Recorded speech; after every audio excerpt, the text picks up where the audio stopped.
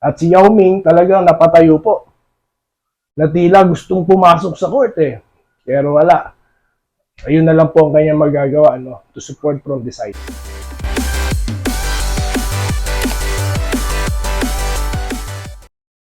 Ayan, so welcome back po no, dito sa Doy TV Sports.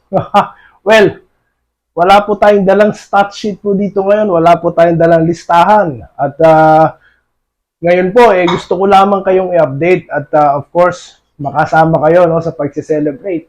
Well, ano pong mga naramdaman nyo habang pinapanood nyo ang laban kanina between China at Pilipinas? By the way nga po pala, pasensya na po, wala po tayong preview video, ano po. Kasi nga po, tayo po ngayon, busy. Pero, ito pong post, matalo manalo, syempre, meron po tayong ganyan dito, no? Of course, dahil China po ang ating kalaban. At alam naman po natin, pagka China, talaga pong, ano po yan, napakalakas na kupunan at napakalaking challenge po sa atin, ano po. Sunod po sila sa malakas dyan po sa Jordan. At ito na nga po, pag-usapan na natin. Yun nga po, first quarter, dun po, digdigan ng bakbakan, ano po, hanggang sa second quarter, dun po umalagwa ang China.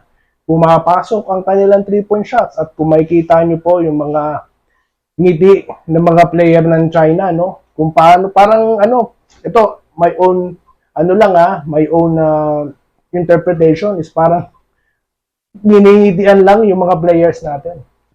Ano, kumbaga parang tinatawanan lang nila, no? Yung first half. At yung third quarter, po talagang lamang pa rin, ano? Bagamat tayo po nagsisimula ng mag-run, no? At ito na nga po, nung fourth quarter, ayan na. Nag-take charge na naman po ang ating Justin Brownlee, na talaga pong pumukol, no? Ng 4 na 3-point shots. Ayan po, isang ayon sa aking pagkakaalala, ano po, 2 crucial 3-point shot mo ang kanya pinakawalan, at isa po, no, nung sa corner, ang nagpalamang po sa atin ng ng isa, sorry.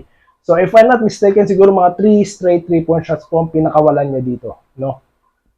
Kasi nga po, yan ang ating sinasabi. Kapag po hawak mo ang bola, mainit ka, itira mo na lang ng itira kaysa ma-turnover. So yun nga po ang ginawa, no? Talaga po, nagpaka-import, no? At talagang, binit-bit ang Gilas. Alam niyo po, nung tambak ang Gilas, yung mga comment section, no, nababasa ko, sinasabi nila, sige, ngayon nyo ngayon tawag ito, ikumpara. Ito pong si Jordan Clarkson at ito pong si Justin Brownlee. Alam naman po natin na pumukol ng ilang 3-point shot din. At umiscore ng malaki, ito pong si Jordan Clarkson. Nung una po natin sila nakalaban sa katatapos lamang, no, na World Cup. At tinalo nga po natin sila, no. Nandun pa ang kanilang naturalized player na si Anderson, ano po.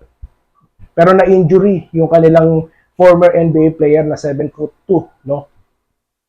Pero yun nga, natalo natin sila at ngayon, akala po ng lahat dahil tinambakan po tayo ng 20 points Biruin nyo yan. Pangiti-ngiti na lang po, no. Pero makikita nyo po sa mukha ni Yao Ming, ang legendary Chinese center, ano po, ang superstar center po ng Houston Rockets noon na may height na 7'5". Hindi po umingiti Nakita niyo po, kahit lamang ang China, seryoso po ang mukha niya. Bakit? Alam niya po ang laro ng basketball Alam niya na pwede kayo lumamang ngayon. Yung momentum nasa atin, but it will shift. At yun nga po ang nangyari. Nag-sweep po ang momentum at sa atin po napunta, no, ang pagkapanalo. At napakaganda po ng ginawang depensa, no? Yung last shot po ng China. Kumbaga, pwede tayong matalo doon at pwede tayong manalo It depends on how we defend.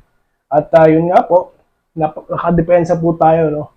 Nakagawa po tayo ng stops. At doon po, hindi nyo lang po alam ang ginawa natin dito, no? Naigot ko na yung buong kwarto ko dito. Sa kaka-cheer. Sabi nga ng kasama ko rito, naririnig ka ba nila? Tsaka kanina nga po pala, no, nakakabwisit yung free throws na hindi pumapasok. No, pero wala you have to understand. Nandiyan ang emotion, fatigue, pati yung kaba siguro, no? Kahit na sabing MVP ka pa o kahit ano ka pa, professional ka pa na player ng PBA, talagang dumarating po yan. Nangyari na po noon yan sa Busan Asian Games nang naminintis po ni Olsen Rosella ang 2 free throws. At yun nga po nangyari kay Scottie. Pero wala nang sisihan. Tinuloy po nila ang laro, no? At yun nga rin, nangyari din sa China na mayroon pong 2 free throw din na hindi na ipasok na kanilang point guard. So, ibig sabihin, the tension is high and the pressure is high. So, yun po ang nangyari. Yun po ang naging istorya dito. At yun nga, tayo ang nanalo. At congratulations po, of course, sa ating lahat at sa Gilas Pilipinas.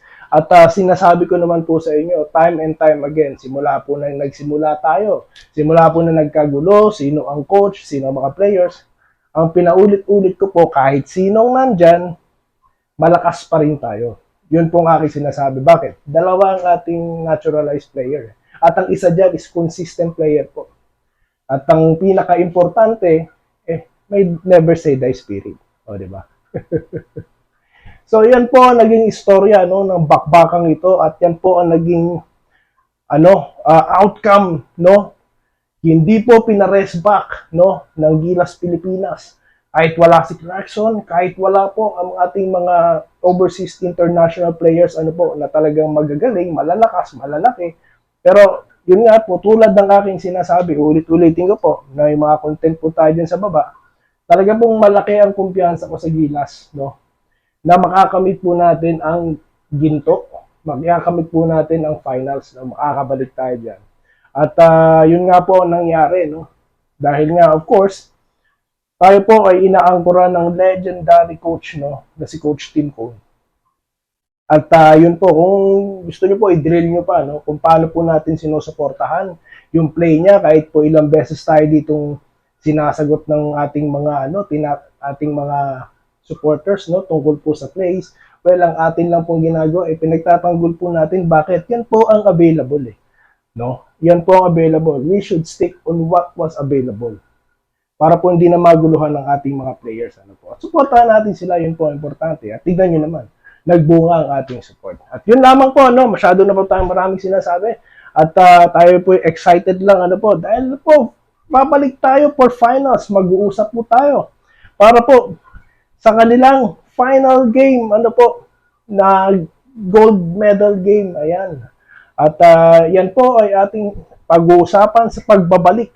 Kung sino man po ang ating kalaban dyan, Jordan or Chinese Taipei, magkakaalaman po at magkita-kita tayo sa mga susunod na, teka nga po, maghahabol ko lang nakita niyo po yung reaction ng players ng China right after, na-shock po sila. No? Kung paano po nilang iningisihan ang players natin. Baliktad po ang nangyari. No? Nakita niyo ayoko silang kantsawan, napansin ko lang. At si Yao Ming talagang napatayo po. Na tila gustong pumasok sa court Pero wala. Ayun na lang po ang kanyang magagawa, to support. So yun lamang po at maraming salamat sa inyong panonood at magkita-kita po tayo sa mga susunod na Gilas update. Dito lamang po sa Doy TV Sports. Muli, maraming salamat po.